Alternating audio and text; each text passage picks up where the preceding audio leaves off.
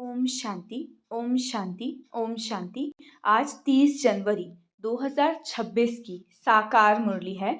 मीठे बच्चे, सारे कल्प का ये है सर्वोत्तम कल्याणकारी संगम युग। इसमें तुम बच्चे याद की स्क्रीन से सत्व प्रधान बनते हो। प्रश्न: अनेक प्रकार के प्रश्नों की उत्पत्ति का कारण तथा उन सबका निवारण क्या है? उत्तर: जब देह अभिमान में आते हो तो संशय पैदा होता है और संशय उठने से ही अनेक प्रश्नों की उत्पत्ति हो जाती है। बाबा कहते हैं, मैंने तुम बच्चों को जो धंधा दिया है, पतित से पावन बनो और बनाओ, इस धंधे में रहने से सब प्रश्न खत्म हो जाएंगे। मीठे बच्चे, सारे कल्प का ये सर्वोत्तम कल्याणकारी संगम युग, इसमें तुम बच्चे याद की स्क्रीन से सत्व प्रधान बनते हो। अनेक प्रकार के प्रश्नों की उत्पत्ति का कारण तथा उन सब का निवारण क्या है? जब देह अभिमान में आते हो तो संशय पैदा होता है और संशय उठने से ही अनेक प्रश्नों की उत्पत्ति हो जाती है।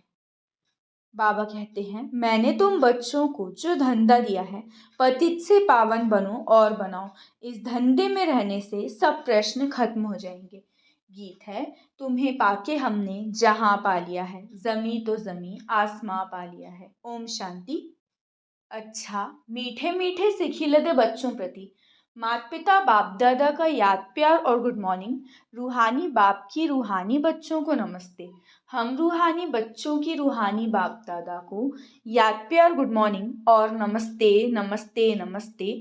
शुक्रिया बाबा, शुक्रिया।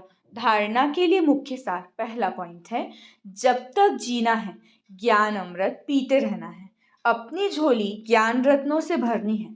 संशय में आकर कोई प्रश्न नहीं उठाने हैं।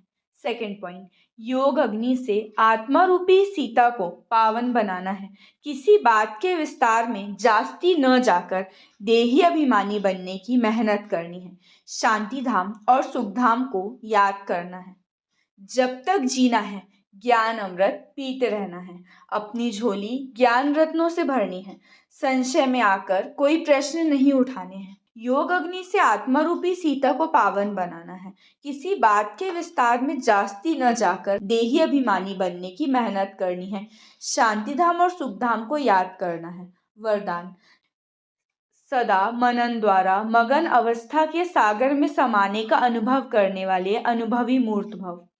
सदा मनन द्वारा मगन अवस्था के सागर में समाने का अनुभव करने वाले अनुभवी मूर्त भव। विस्तार: अनुभवों को बढ़ाने का आधार है मनन शक्ति।